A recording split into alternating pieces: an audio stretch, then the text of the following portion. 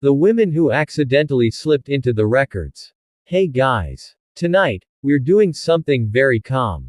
Very quiet. Very, unintentionally historical. So go ahead and dim the lights. Put your phone face down. Let the screen glow do its thing. And if you fall asleep halfway through, that's not a failure. That's actually the goal. Tonight, we're talking about women who were never meant to be remembered. Not queens. Not saints. Not rebels with statues. Just women who accidentally ended up in history books because a bored clerk, a frustrated monk, or a deeply annoyed tax official wrote their name down, once. And then never again. This is the history of footnotes. Of margins. Of, mentioned briefly and then vanished forever. So let's settle in. And let's begin drifting backward. Most of what we know about the past comes from paperwork. And paperwork, historically speaking, did not care about women unless it absolutely had to. Which means that when a woman does appear in the records, it's usually because something went wrong. Someone owed money. Someone died inconveniently. Someone broke a rule. Or someone simply existed in a place where existing was already suspicious. So imagine this. A monk. Cold fingers. Dim candlelight. He's copying land records for the 4th hour straight. He does not want to be here. And then he writes a name. Just one. And that name becomes a person we'll never fully know. Let's start with a woman known to us only as Elfgifu. Not the Elfgifu. There were many. This one is unclear.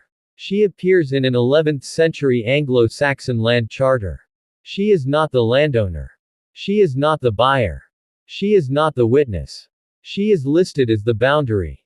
Not metaphorically. Literally. The document describes a plot of land, and one edge of that land is marked as, quote, from the old oak to Elfgifu's field. That's it. That's the whole thing. No last name. No explanation. No follow-up. We don't know if she owned the field. We don't know if she rented it.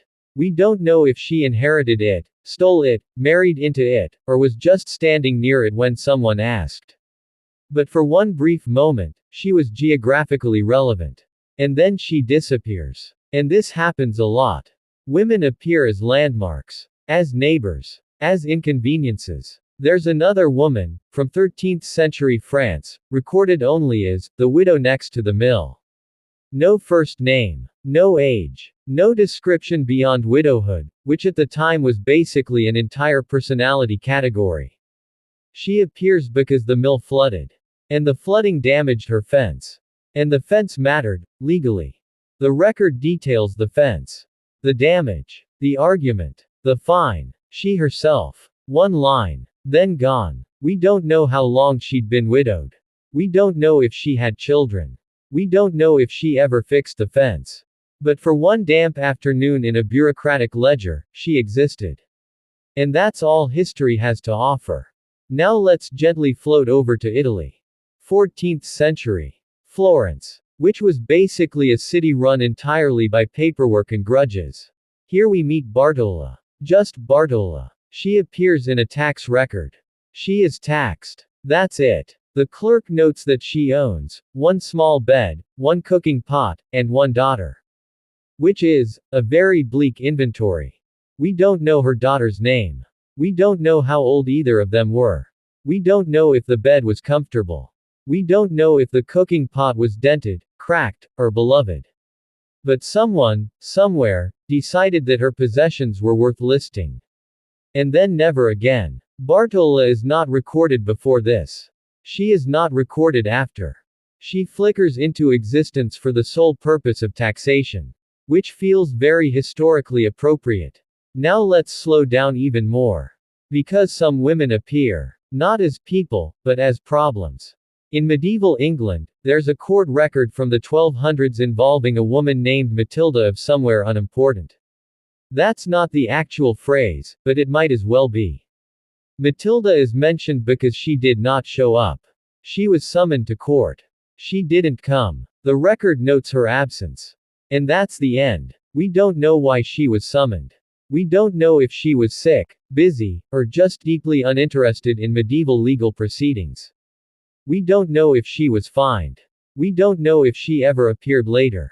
History just shrugs. Matilda failed to appear. The end. And there's something almost peaceful about that. Another woman, this time from medieval Spain, is listed in a notarial document as the woman who lives above the baker. That's her identifier. She's mentioned because smoke from the baker's oven was bothering her. She complained. The baker argued. A local official wrote it down. And then, silence. No resolution. No verdict. No indication that the smoke ever stopped. She exists only as a complaint lodged against bread. Which, honestly, is relatable. Now let's talk about one of the strangest categories of accidental historical women. Mistakes. Sometimes women appear in records because the clerk messed up. There's a 15th century German town registry where a woman named Greta is listed as owning property that, in all likelihood, belonged to her husband. But the clerk wrote her name. And then crossed it out. And then wrote it again. And then added a note saying, essentially, actually, this might be wrong. That's the whole entry. Greta might have owned land. She might not have. She might have just been nearby when questions were asked. But because of a clerical hesitation, she's now preserved. Not as a certainty, but as a doubt. And doubts are surprisingly durable. Now let's drift eastward. In a Byzantine tax register, because of course Byzantium loved paperwork, we find a woman known only as Anna, daughter of no one important. That phrase appears verbatim. She's listed because her household owed grain. The grain was late. Someone needed to explain why. The record doesn't tell us why the grain was late. It doesn't tell us if Anna was poor, sick, or simply dealing with a bad harvest. It just notes that she exists. And that she owes something. Which is, again, very historically consistent. Sometimes women appear in religious contexts. Not as saints. Not as sinners. Just adjacent. There's a convent ledger from 12th century Germany that lists donations. And next to one donation, written in very small handwriting, is the note. Given by a woman who asked not to be named. Which is hauntingly effective. We don't know who she was. We don't know why she didn't want her name recorded. We don't know what she donated, exactly. But the monk recorded her wish. And by recording her anonymity, accidentally recorded her existence. She wanted to disappear. History said, almost. And then there are women who appear because they died. Not dramatically. Not heroically. Just inconveniently. In a London parish death roll from the late 1300s, there's a woman named Isabel listed between two men with identical names. The scribe notes, briefly, not the same one. That's it. We don't know Isabel's age. We don't know how she died. We don't know if anyone mourned her. But she was different enough to require clarification. And that clarification is her legacy.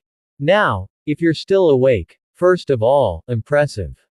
Second, don't worry. We're going to get even quieter. Because some women appear not in words, but in absences.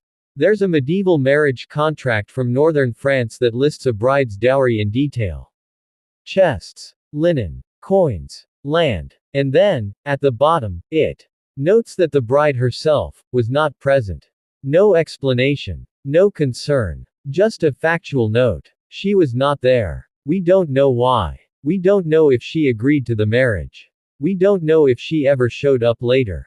But the paperwork continued without her. And that, honestly, tells us a lot. There's a woman in a Scottish court record referred to simply as the woman who spoke too much. She's mentioned because she disrupted proceedings. No name. No punishment listed. Just the observation. She talked too much. And then she vanishes. Which feels like history quietly saying, point taken. As we move through these records, a pattern emerges. Women appear when systems collide with reality. When land meets people. When taxes meet poverty. When rules meet life. And then they fade out again. Not because they stopped existing. But because the system stopped looking. So as we drift toward the end of this first stretch, let's sit with that. Every name we've mentioned tonight, Elfgifu, Bartola, Matilda, Anna, Isabel, represents a full life. Morning routines. Bad weather. Quiet thoughts. Long days. None of that made it into the record. Just a line. Just a note. Just a moment of relevance. And then silence. So take a slow breath. Let your mind wander. Because next, we'll gently float into even stranger territory. Women who appear in history not as people at all, but as handwriting quirks, crossed out names, and afterthoughts scribbled in the margins. But for now, rest. History isn't going anywhere. Margins, scribbles, and women who became afterthoughts. Alright. If you're still awake, that's fine. If you're half asleep, even better. We're going to continue drifting. No sharp turns. No sudden facts. Just a slow glide through paperwork, ink stains, and lives that were never supposed to matter. In part 1, we talked about women who appeared because someone needed to mark a field, collect a tax, or complain about smoke. Now we're going to talk about women who appear in an even stranger way. Not in the main text. Not in the official line. But in the margins. Because medieval and early modern history is full of margins. Wide, empty spaces where monks doodled, clerks corrected themselves, and someone occasionally thought, oh right, there was also a woman here. Let's start with a 12th century legal manuscript from Normandy. It's mostly about land disputes. Thrilling stuff. Pages and pages of men arguing about boundaries, hedges, and who remembers which tree fell down during which winter. And then, in the margin, written in smaller handwriting, slightly slanted, is a note about a woman named Heloise. The note says, very casually, that she was present during a dispute and would not stop asking questions. That's it. No role. No explanation of why she was there. No legal relevance. Just irritation. The main text ignores her completely. But the margin remembers her. Which is fitting, because women like Heloise often existed in the margins of medieval life. Present. Aware. Annoying to officials. And largely ignored unless they became inconvenient. Now let's drift south to Italy again, because Italy loved writing things down and then quietly regretting it. There's a 15th century merchant ledger from Venice. It tracks shipments of wool, spices, and money moving in slow, careful lines. And then, squeezed between entries, is a note that reads something like, payment delayed because Lucia was unwell. Lucia is not the merchant. She's not the investor. She's not the ship owner. She's almost certainly someone's wife. Or sister. Or mother. Someone whose illness slowed things down enough to be worth mentioning. But only barely. Lucia doesn't get her own entry. She doesn't get a description. She doesn't get sympathy. She gets blamed for a delay. And then the ledger continues. Which tells us two things. 1. Lucia mattered. 2. Only when she caused a problem. Now let's float over to Germany again, where clerks were very fond of corrections. In a town census from the late 1400s, there's a list of households. Names. Ages. Occupations. One entry lists a man, his trade, his age, and then, scratched out, is a woman's name. The name is Elsbeth. It's crossed out, rewritten, crossed out again, and then replaced with the phrase, his wife. Which feels like watching historical erasure happen in real time. For a brief moment, Elsbeth existed as herself. Then she became an attachment. Then she vanished entirely. We don't know why the clerk changed his mind. Maybe women weren't supposed to be listed individually. Maybe someone corrected him. Maybe he just didn't care enough to keep rewriting. But the ink tells a story. Now, sometimes women appear not because they caused a problem, but because someone tried, and failed, to remove them. There's a medieval will from England where a man leaves property to his sons. Standard stuff. And then, at the bottom, someone has added a line in a different hand. And also to my daughter Margaret, if this is allowed. That's the whole sentence. We don't know if it was allowed. We don't know if Margaret ever received anything. We don't know if that line was honored or ignored. But someone thought about her. Long enough to add her name.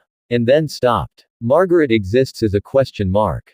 Which is a surprisingly common state for women in history. Now let's talk about scribes who were just tired. Because tired scribes accidentally preserved people all the time. In a monastery record from the 13th century, a monk lists donations from local families. Mostly men. Occasionally, and his household. But at one point, he writes, given by Peter and then stops. On the next line, in smaller letters. And his sister Agnes, who insisted. That's it. Agnes insisted. On what? Being named. Being included. Being acknowledged. And apparently, she won. Barely. Now let's slow this down even further. Because some women appear only because someone else forgot something. In a medieval court case, a witness list includes several men. And then, at the end, almost as an afterthought. And also the woman who was there.